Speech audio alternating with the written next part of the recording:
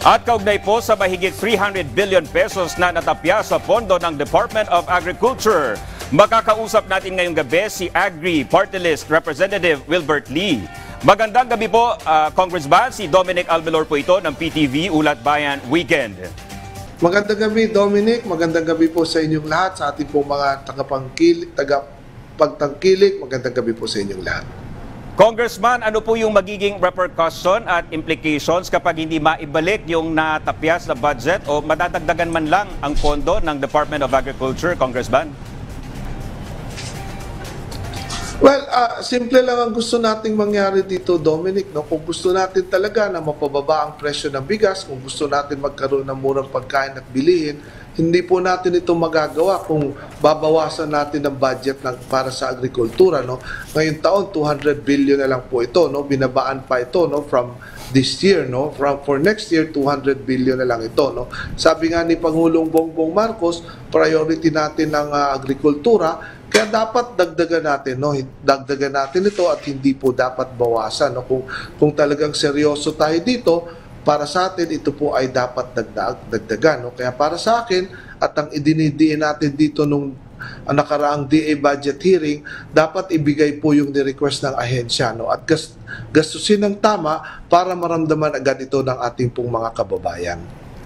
Congressman, doon po sa pre-harvest services at post-harvest facilities, sapat po ba yung inilaan na budget para rito, Congressman?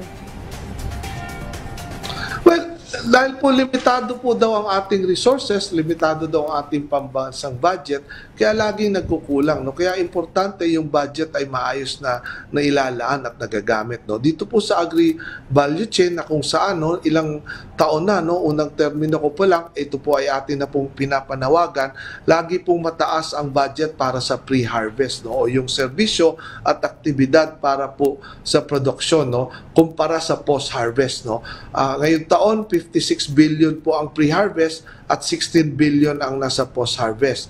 For next year, ang pre-post po nila ay 58 billion para sa pre-harvest at binabaan pa yung post-harvest, no, na 13 billion. No. Napakalayo po ng diferensya. No. Alam naman po natin na ang post-harvest na mga katulad dito, tulad ng dryers, yung pong mga cold storages, yung mga malalaking problema at pinakailangan ng ating mga magsasaka ay nandito po, no, dahil po dito po nangyayari yung pong mga nakita po natin, yung pong kamakailan na yung pong mga produkto na itinapon na lang at ipinamigay. No? So kailangan po talaga itong post-harvest budget ay madagdagan. Ang tanong, bakit ba ayaw nating dagdagan ang budget dito? No?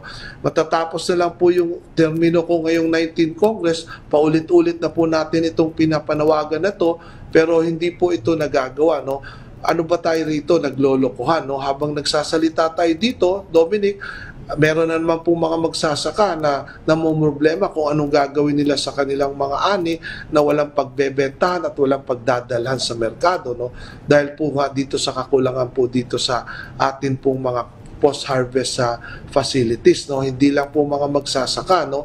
Kundi pati mangingisda, pati magbababoy, apektado po dito. No? So, kailangan po madagdagan po natin ito pong budget para po sa post-harvest facilities. Congressman, ano-ano po yung mga naging sentimiento ng mga kasabahan ninyo dyan sa Kamara sa pagkakatapyas po na ito sa pondo ng Department of Agriculture, Congressman?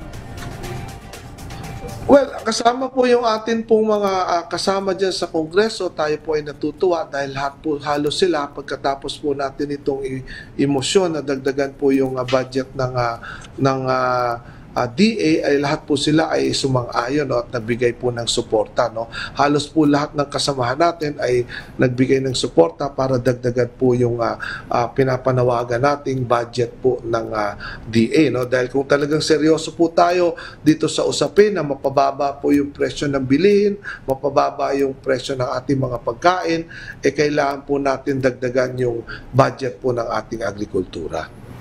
Congressman, ano po yung mga susunod ninyong hakbang para madagdagan ang pondo ng Department of Agriculture, Congressman?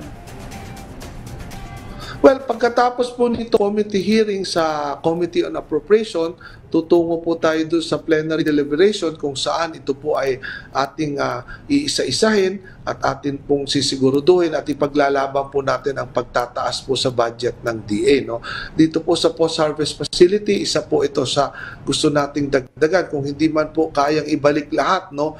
Yung pong budget na hinihingi po ng DA na 300 billion, ipaglalaban po natin na itaas man lamang yung budget po sa rice production, sa post-harvest facilities, yung budget po sa Kadiwa centers na siya pong dahilan na kung saan nakikita nating nabubulok, itinatapon na lang ay hindi po nangyayari dahil po hindi po alam kung saan dadalhin po itong mga aning ito. No? So gusto natin ito. At ito po ay pinanawagan ko, unang taon ko pa lang po dito sa 19th Congress, meron na po tayong inihain na panukala patungkol dito na gawin na pong batas itong Kadiwa centers para hindi po tayo nakadepende sa kung sinong Pangulo o anong administrasyon yung nakaupo. No?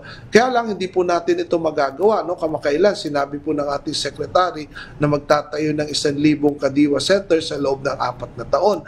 Paano po natin ito gagawin kung ang mismong budget ng Kadiwa ay binabaan, no? From 457 million ngayong taon, ginawa lang pong 250 million next year. No? So isa po ito sa gusto nating madagdagan talaga. At yung huli, yung pong mga budget po sa irigasyon. No?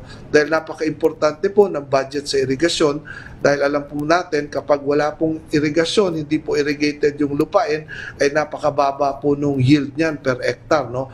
2 metric tons lang per hectare po ang nakukuhang production dyan. No? So, paano pa natin makukuha yung gusto nating murang pagkain kung ang ating pong agrikultura ay kulang-kulang yung budget, no? Hindi po dapat na ang kasagutan diyan ay importasyon na naman, no? So dapat po ang tunay na kasagutan diyan, pataasin po ang produksyon ng ating agrikultura sa paanong pamamaraan, dagdagan po natin ang budget at tamang paggamit po ng budget. Alright, maraming salamat po, Agri Party List Representative Wilbert Lee. Magandang gabi po, sir.